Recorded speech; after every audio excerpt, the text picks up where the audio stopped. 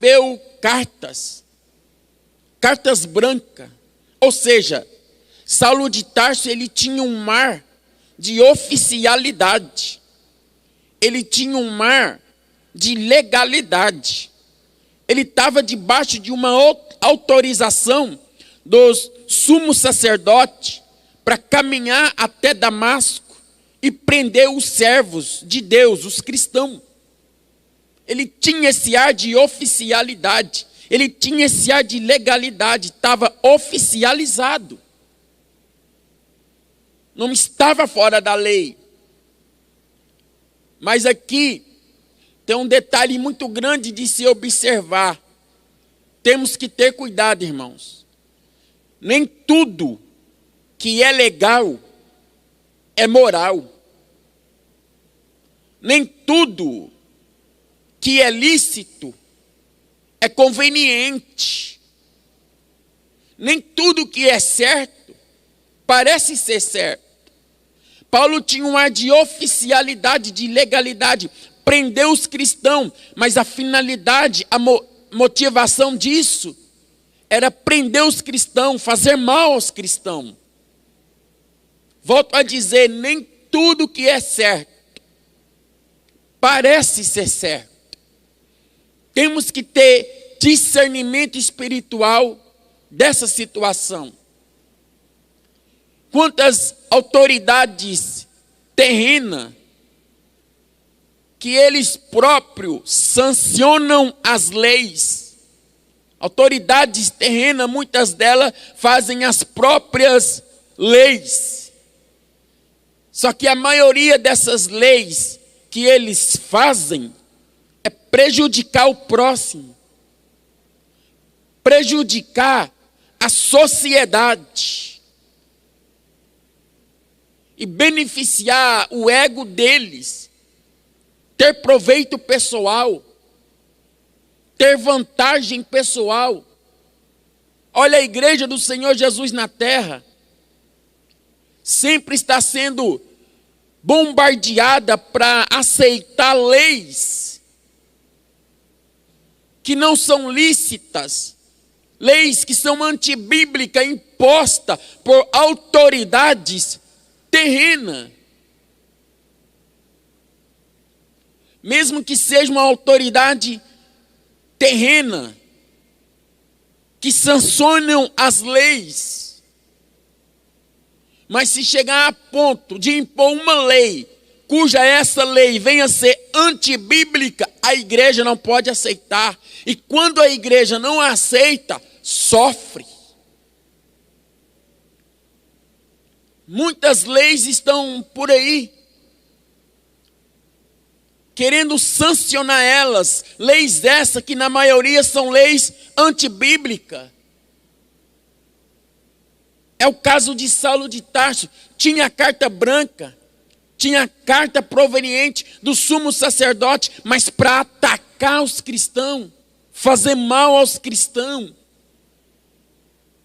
Irmãos, aqui fica um alerta muito grande. É época de orarmos constantemente, pedirmos a Deus que nos enche de fé e do Espírito Santo, porque a coisa vai ficar pior. Vão querer decretar leis essas que vão ser antibíblicas, e se a igreja bater de frente, muitos podem até pagar com a própria vida, não me importa, tomba aqui na terra, imediatamente está no céu.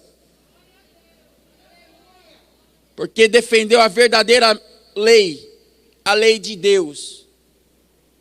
Nem tudo que é certo parece ser certo. Caminhando, subtópico 2, do tópico 1, as ameaças de Saulo de Tarso. A expressão respirando, ameaças e morte, Atos capítulo 9, versículo 1, descreve Saulo de maneira figurada, como uma fera selvagem, que ameaça sua presa. No texto de Atos, capítulo 9, versículo 21, o perseguidor era visto como um exterminador, pois conduzia os cristãos às prisões, além de permitir que fossem açoitados. Ele não poupava ninguém que seguisse a doutrina de Cristo. Irmãos, Saulo de Tarso, conforme o comentarista disse aqui, e conforme Atos capítulo 9, os 2 primeiros versículos ali, se não me falha a memória, a Bíblia diz que Saulo respirava ameaças e morte. Lendo a Bíblia rapidamente assim, parece não ter sentido isso aqui, mas se você ler a Bíblia com os olhos da fé, permitir que na sua mente passa uma tela e você perceber a imagem, isso aqui é muito mais forte do que eu e você pensa. Respirar ameaças e morte. Essa expressão também no grego significa uma fera selvagem que salta da sua presa para matar uma pessoa ou que estiver na frente. Em outras palavras, Saulo de Tarso, ele era uma fera selvagem em forma humana. Era isso que Saulo era, uma fera selvagem em forma humana. E detalhe, pensava Paulo que fazendo assim, estava prestando serviço a Deus. Uma fera selvagem em forma humana. Mas no caminho de Damasco, Saulo foi convertido a Cristo. Transformado por Cristo. Eu volto a enfatizar, irmãos, isso aqui. Porque isso aqui nos leva a uma dimensão de fé maior. Saulo respirava ameaças e morte. E exatamente no grego essa expressão significa uma fera selvagem que salta da sua presa para matar quem estiver na frente. Saulo era uma fera humana em forma de gente. Mas o Senhor Jesus esteve com ele no caminho de Damasco e salvou. Transformou. Diante disso, eu deixo uma pergunta no ar. Existe alguma coisa impossível para Deus? Transformou a vida de Saulo de Tarso. E eu lanço uma palavra da parte de Deus para a nossa vida, para a inspiração e edificação da nossa fé. O mesmo Cristo que transformou Saulo de Tarso no caminho de Damasco, é o mesmo Cristo dos dias atuais que ainda transforma. Jesus transforma ódio em amor.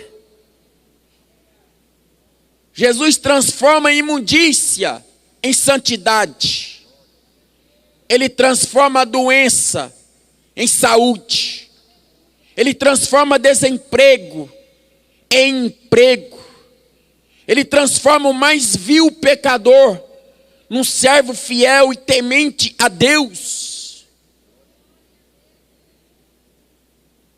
Jesus transformou uma fera selvagem em forma humana em um grande homem de Deus, num grande pregador do Evangelho. Agostinho de Hipona, certa feita, afirmou que a transformação de Saulo de Tarso é a mesma coisa de transformar um lobo selvagem num espírito de um cordeiro manso. Nada é impossível para Deus.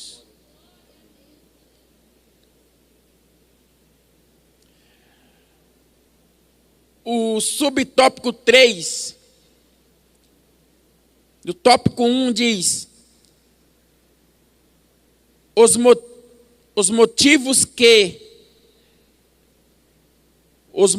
que levaram Saulo a se tornar um perseguidor inclemente contra os seguidores de Cristo era o zelo destrutivo pela Torá e o suposto fato religioso de que Jesus talvez fosse um blasfemo. Para Saulo de Tarso, o anúncio de que um crucificado pudesse ser o Messias prometido pelos profetas do Antigo Testamento era um escândalo. Ora, quem fosse suspenso no madeiro cruz, de acordo com a lei, estava sob a maldição divina. Deuteronômio capítulo 21, versículo 23. Por isso nosso Senhor não passava de um blasfemo para Saulo. Mais tarde, por ocasião da sua conversão, ele descobre que Cristo assumiu a maldição da lei e por isso me livrou dessa maldição. Gálatas capítulo 3, versículo 13. Como eu disse aqui, irmãos, em cada subtópico de cada tópico, há vários pontos que podemos aprender com Deus aqui, quando meditamos cuidadosamente nessa lição. Mas serei bem resumido aqui para concluir toda a lição. Uma das coisas que aprendemos com Deus aqui no subtópico 3, do tópico 1, é que Saulo de Tarso, ele era extremamente zeloso pela tradição dos pais dele. Paulo era extremamente zeloso pela teologia judaica, pela cultura do judaísmo.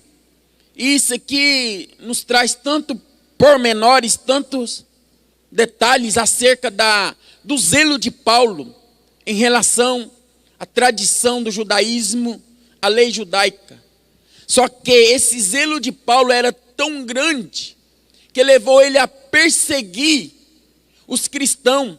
Em Gálatas capítulo 1, versículo 14, Paulo mesmo disse que ele sobressaía os da idade dele na teologia judaica, pelo extremo zelo que ele tinha pela lei judaica.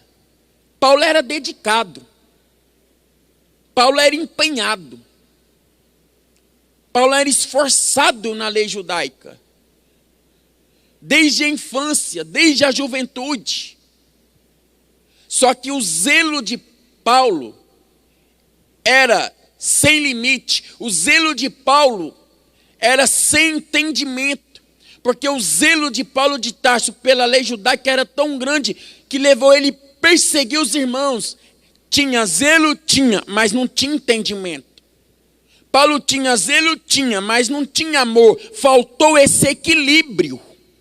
Tinha um conhecimento terrível, mas não tinha amor, não tinha entendimento, não tinha equilíbrio. Faltou equilíbrio. Faltou uma balança para Paulo pesar isso. E se você notar, primeira carta de Pedro, capítulo 3, segunda carta de Pedro, capítulo 3, versículo 18, diz: crescei na graça e no conhecimento. Graça sem conhecimento gera fanatismo religioso. Conhecimento sem graça gera esterilidade, não produz nada. Tem que ter esse equilíbrio. Mateus capítulo 22, versículo 29, o Senhor Jesus disse: errais um homem não conhecendo a Escritura nem o poder de Deus.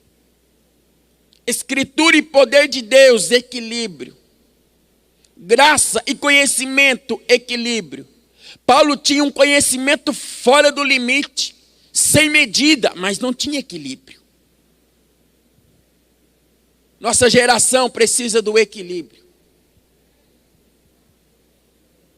Uma pessoa que faz uso de bebida alcoólica, logo ela perde o equilíbrio físico e mental.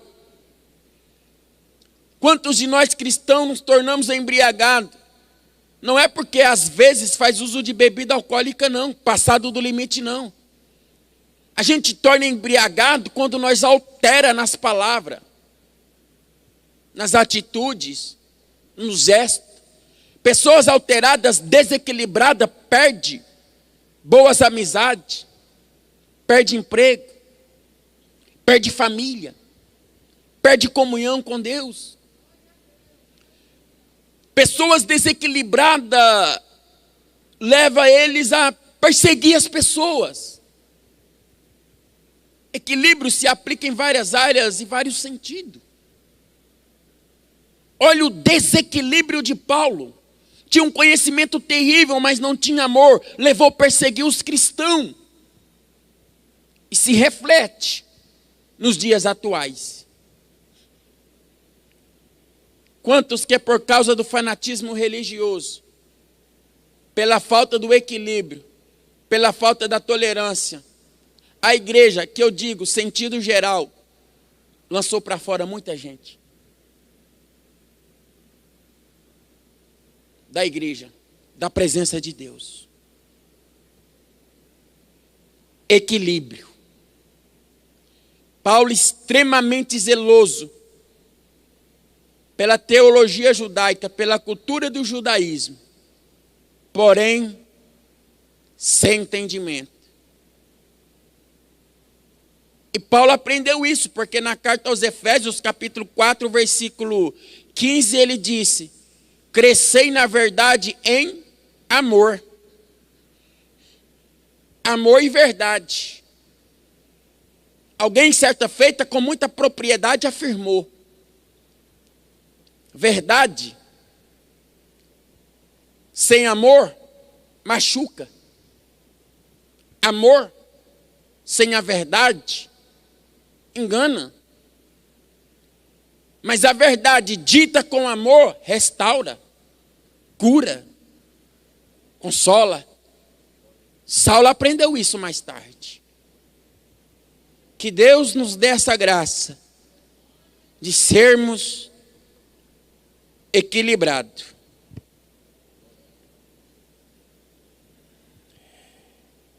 Agora o tópico 2. Tópico 2.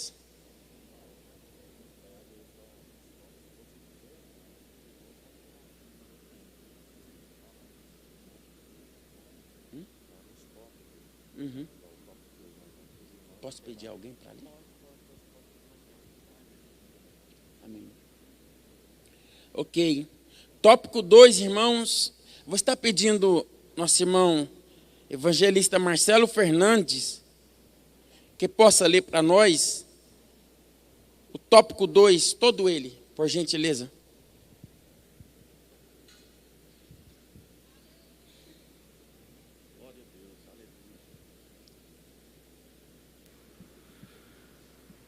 A perseguição contra a Igreja de Cristo, contra os seguidores de Jesus.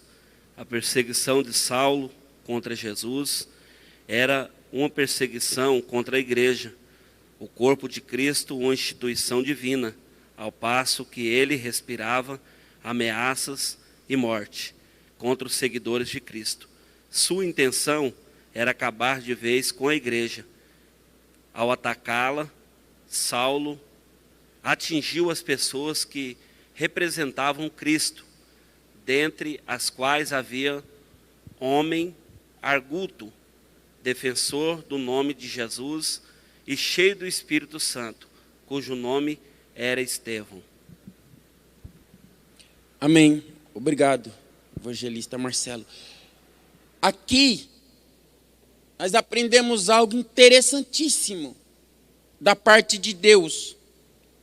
No tópico 1, do subtópico 2. Algo interessante aprendemos da parte de Deus. Porque Saulo, ele emprega uma perseguição sobre a igreja, os cristãos, dentre esses cristãos está Estevão. E aqui há algo interessante de se observar. Bem sabemos que o Senhor Jesus, ele morreu e ressuscitou para salvar a humanidade. Tempos depois, o Senhor Jesus vai usar a morte de Estevão para que o evangelho atingisse até os confins da terra. Por quê? Porque antes da morte de Estevão, até então o evangelho, conforme Atos, ficava só em Jerusalém, Judeia e Samaria. Mas a promessa de Deus em Atos capítulo 1, versículo 8, era Judeia, Samaria, Jerusalém e até os confins da terra. Mas antes que Estevão morre, o evangelho só ficou em Judeia, Jerusalém e Samaria. Só que Saulo de Tarso agora vai liderar várias pessoas para matar Estevão. Estevão é morto, apedrejado. Pessoas mataram Estevão na pedrada. Pessoas essas que foram lideradas por Saulo de Tarso. Espere aí, Saulo até então não servia a Deus. Saulo até então não tinha compromisso com Deus. Mas a perseguição que Saulo emprega em cima de Estevão, Saulo, sem saber, ele estava contribuindo para a expansão do evangelho. Deus estava usando a perseguição de Saulo em cima de Estevão para expandir o evangelho. Porque depois que Estevão morre, cada um prossegue para um lado pregando o evangelho. O evangelho teve mais expansão. Então Deus usa Saulo, a perseguição de Saulo, para difundir o evangelho até nos confins da terra. Saulo até então não servia a Deus, não tinha compromisso com Deus. Sabe o que isso nos ensina? Deus usa quem Ele quer.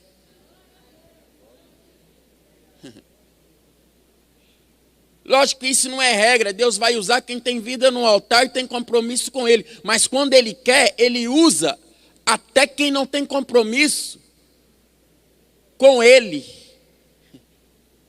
Deus é Deus, irmãos. Ele faz o que Ele quer. É soberano. É o Altíssimo. Deus, Ele desconhece limites humanos. Pega quem é desprezado, quem não é, e faz ser e usa para a glória do nome dEle.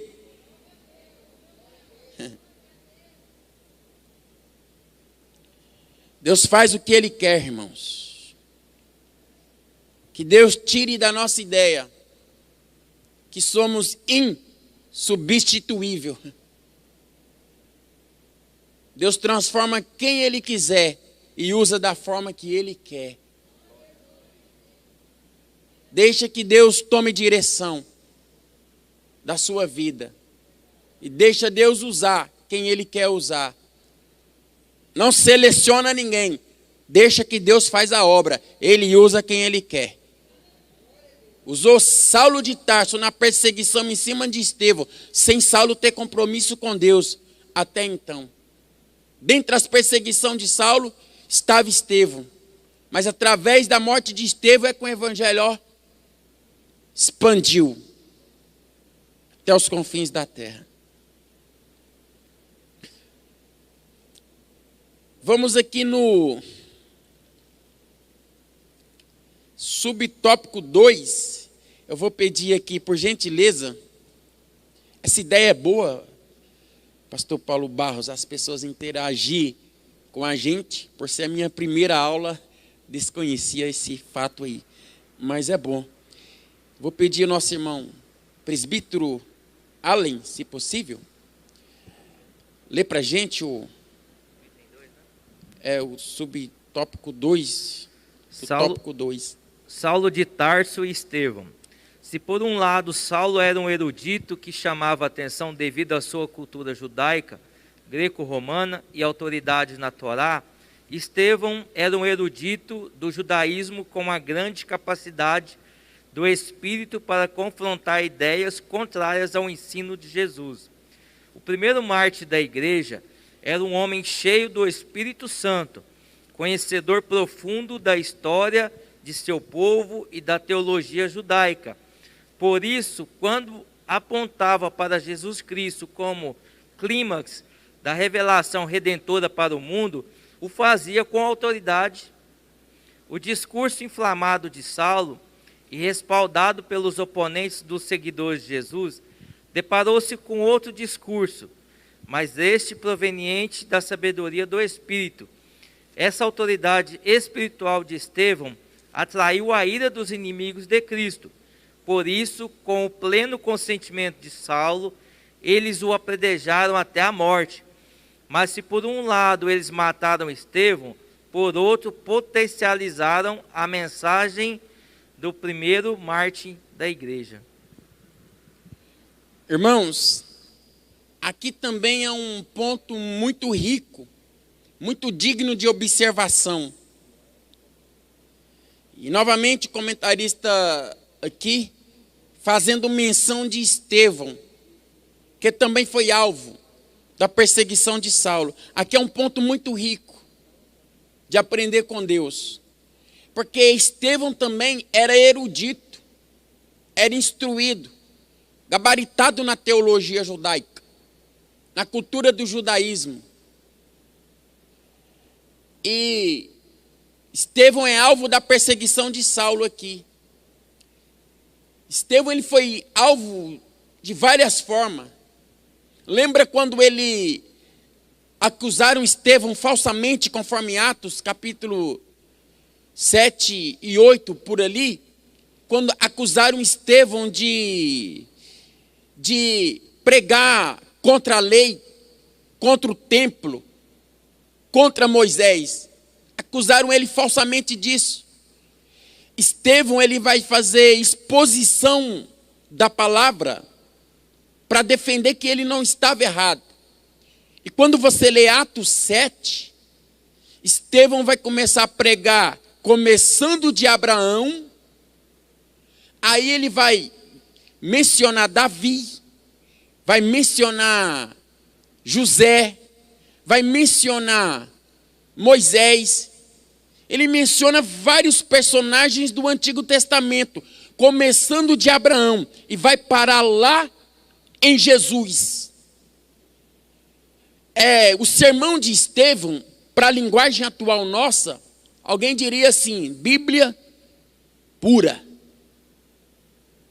Só que no final do sermão de Estevão, o que aconteceu com ele? Apedrejaram ele. Detalhe, a mensagem de Estevão foi poderosa, um conteúdo bíblico profundo. Mas no final da mensagem dele, pastor Paulo Barros, apedrejaram Estevão. Sabe, irmãos, de uma coisa? Vamos ser realistas. Sempre que alguém que vai louvar a Deus, alguém que recebe um convite para pregar a palavra de Deus, por mais que ele disse que não, mas no fundo do coração dele, quer impressionar, quer deixar uma boa impressão. Final da mensagem, às vezes não pergunta por constrangimento, mas às vezes a língua coça. Como que eu fui na mensagem? Mensagem foi boa? E às vezes a sua mensagem foi bíblica. Às vezes você foi usado por Deus. Mas nem sempre que a mensagem é bíblica, nem sempre que você é usado por Deus, nem sempre você vai ter admiração. Nem sempre você vai ter tapinha nas costas, às vezes é pedrada. A mensagem na boca de Estevão foi de Deus e o final foi pedrada. João capítulo 6, o Senhor Jesus, ele aplica um discurso tremendo. No final do discurso, a multidão vai embora e diz: esse discurso é duro. Ninguém pode ouvir. Jesus olha para os discípulos, não quer ir também com a multidão, não, Pedro, não tem jeito. Só o Senhor tem as palavras da vida eterna. Jesus trouxe uma mensagem de Deus. Por causa...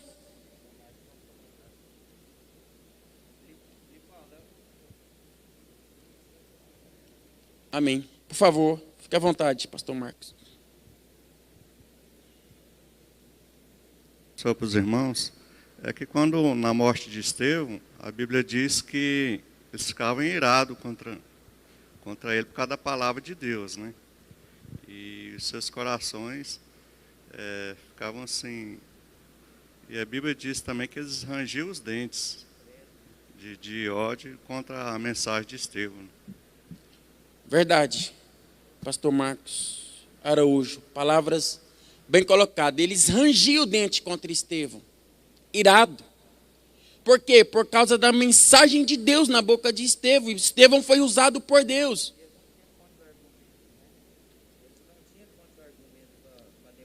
Para debater, é verdade. A Bíblia diz que o Estevão falava com um espírito de sabedoria muito grande, né? A ponto deles não resistir. A mensagem de Deus na boca, foi de Deus na boca de Estevão. Mas mesmo sendo usado por Deus, mesmo trazendo uma mensagem de Deus, recebeu pedrada. Como eu estava dizendo, João capítulo 6, Jesus aplica um discurso de Deus. Final do discurso dele, a multidão foi embora, só ficou os discípulos. Jesus perdeu, por causa da mensagem de Jesus, perdeu a multidão, mas ele não perdeu a verdade de Deus. Tem gente que prefere perder a verdade de Deus para manter a multidão.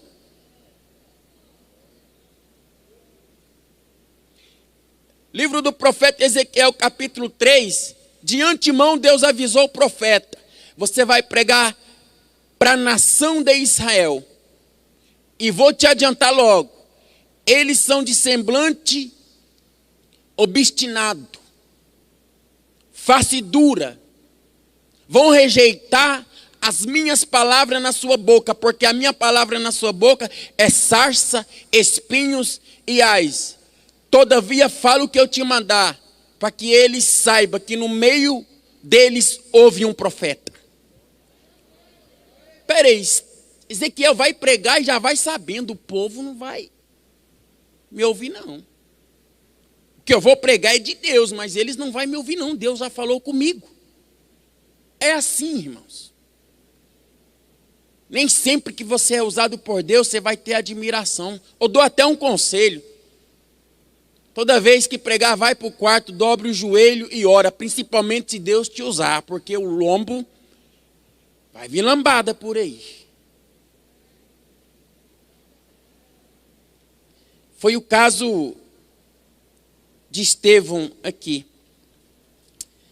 Correndo, irmãos, para concluir o estudo, subtópico 3, do tópico 2, pastor Paulo Barros, por gentileza. Uma intolerância religiosa e política contra a igreja atual.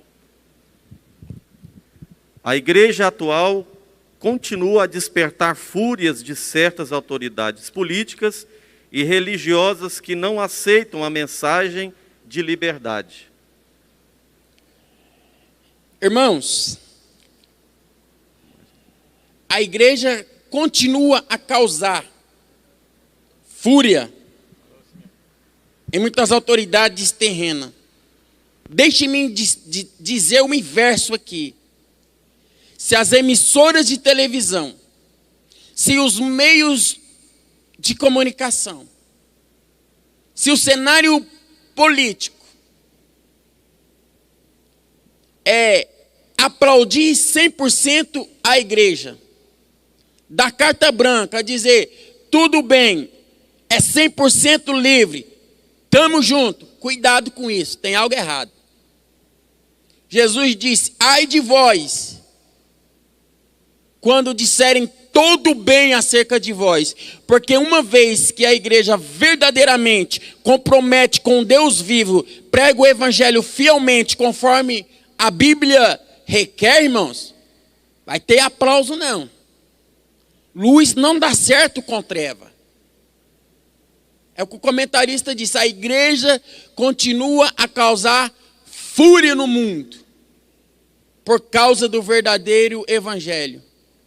Mas o que causa fúria no mundo, irmãos, é o remanescente. Porque tem uma maioria aí que está aliada. Caminhando aqui, poucos minutos restantes. Agora é o subtópico 3. Tópico 3, aliás, né? Eu vou familiarizar, irmãos, com a escola dominical. Vou pedir alguém para ler. Pastor Alexandro, por favor.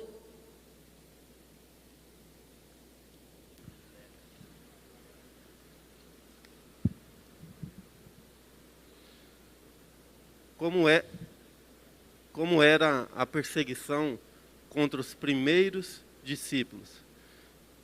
Saulo de Tarso liderou uma perseguição contínua e violenta. Ele prendia os primeiros cristãos, mandava açoitá-los e não havia escrúpulos, mesmo com mulheres e crianças. Sobremaneira, perseguia a igreja de Deus e a desvantava. Saulo entendia que praticar essas barbaridades era defender a fé judaica, livrando os judeus dos hereges, exatamente nos moldes que Jesus havia alertado os discípulos. Expulsava-vos das sinagogas. Vem mesmo a hora em que qualquer que vos matar, cuidará a fazer um serviço a Deus. Estou sem óculos, está meio difícil. Então observamos aí, um dos pontos que observamos aqui, que a perseguição de Saulo sobre os cristãos, ela era contínua, não tinha pausa. Ela era contínua, ela era diariamente. Deixe-me dizer algo de Deus aqui, irmãos. Enquanto o Senhor Jesus não voltar, ou enquanto Ele não recolher a vida de cada um de nós individualmente, enquanto Deus permitir a nós existência de vida nessa terra, a batalha é contínua contra a carne, contra o diabo, contra o mundo, contra vários outros setores de perseguição que vêm contra nós. A batalha é contínua. Por isso, a receita de Deus para cada um de nós é essa: vigilância e oração constantemente. Porque a perseguição, enquanto Jesus não voltar, não cessa. Agora o subtópico 2, do tópico 3, pastor Marcos Araújo, por gentileza, tem como ler?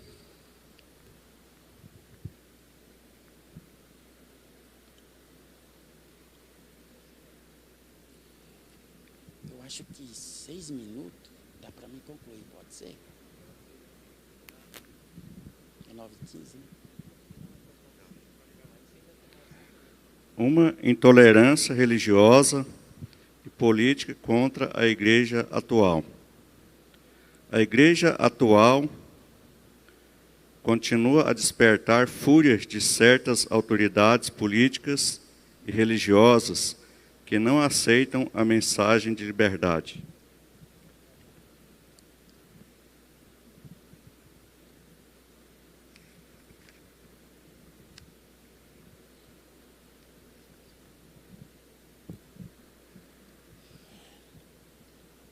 Então, irmãos, como eu vinha dizendo, o mundo não aceita a mensagem da verdade, porque a mente está obscurecida, a mente está no escuro das trevas do pecado.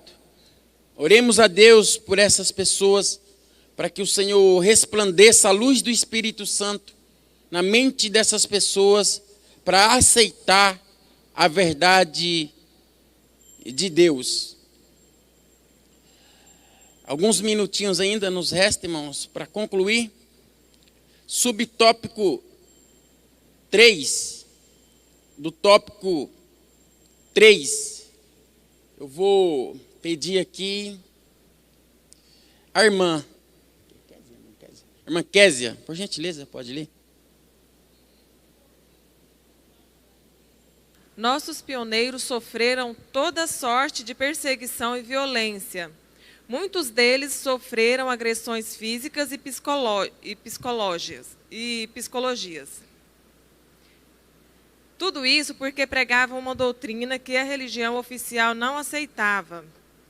O que dizer de Daniel Berg e Gunnar Wigg, os primeiros pastores dos primórdios das Assembleias de Deus no Brasil? E tantos outros irmãos perseguidos nesses rincões brasileiros. Ao olhar para o passado, devemos enxergar o presente e conscientizar-se de que a obra pentecostal custou alto preço. Irmãos, quem conhece bem a história da Assembleia de Deus, quem já leu a história da Assembleia de Deus, as biografias de Daniel Berg e Gunnar Wingren, realmente vão chegar na conclusão de que houve um alto preço para nós estarmos aqui. Sabe o que é isso? A perseguição faz a igreja crescer. Momentos que está com saúde, bem empregado, estabilizado financeiramente, quando os filhos estão bem, servindo a Deus, carro tem gasolina para andar, tudo se torna mais fácil. Mas aí é onde muitos se esquecem de Deus. Mas quando as coisas se invertem, quando vem doença, filho vai para as drogas, quando vem desemprego, quando vem a crise de ansiedade, quando circunstâncias adversas vêm, é aí que a maioria das pessoas, elas buscam a face de Deus. E é na perseguição, quando a igreja está humilhada, temente a Deus, é que os céus se tornam mais abertos. Finalizando, conclusão. Pastor Paulo, pode ler, por favor, a conclusão? Se a igreja fosse mera organização humana, já teria acabado. Mas é uma instituição divina, edificada pelo próprio Cristo. E por isso a igreja subsiste ao longo dos séculos e continuará a subsistir até a vinda gloriosa de Deus, para arrebatá-la. A igreja é de Jesus. Verdade, irmãos. Isso é fato. O comentarista disse que se não fosse Deus, a igreja já estaria acabado. Finalizo esse estudo fazendo menção das palavras do Senhor Jesus. As portas do inferno não prevalecem contra a igreja. Deus Todo-Poderoso continue abençoando a todos. Uma vez mais, grato a Deus pela vida do pastor Jeremias e da liderança da Escola Dominical, presbítero Paulo Barros e presbítero Além. Muito obrigado.